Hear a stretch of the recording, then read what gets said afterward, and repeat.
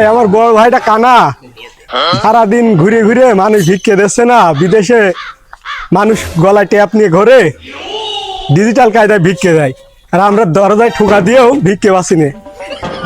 ও মা, মাসাদনীরা বাড়ি কেউ আসে নাকি? কত বাড়ি বাড়ি ঘুরলাম। হ্যাঁ বাবু বলো। কত বাড়ি বাড়ি ভাই ঘুরলাম, কেউ এক মুঠো খাতেও দিলে না, ভিক্ষেও দিলে না। তাহলে আসো আসো। আমার ভাইটা কানা, এখন চোখেও দেখে না, তাই বলি কি একেবারে তোমরা আমাদের হাসে গিয়ে ফেলে দিবা? হ্যাঁ বাবু ওখানে বসো তুমি। আর ওখানে নাই ভাই, এখানে এখানে বসো বসো বসো, হ্যাঁ বসো।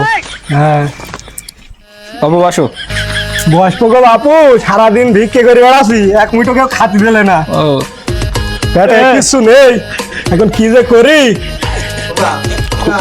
আমরা তোমাদের অনেক হাত দারাজ দিক, আমরা সারা বাড়ি ঘুরলাম, কেউ বললে না এক মুঠো খেয়ে যাও।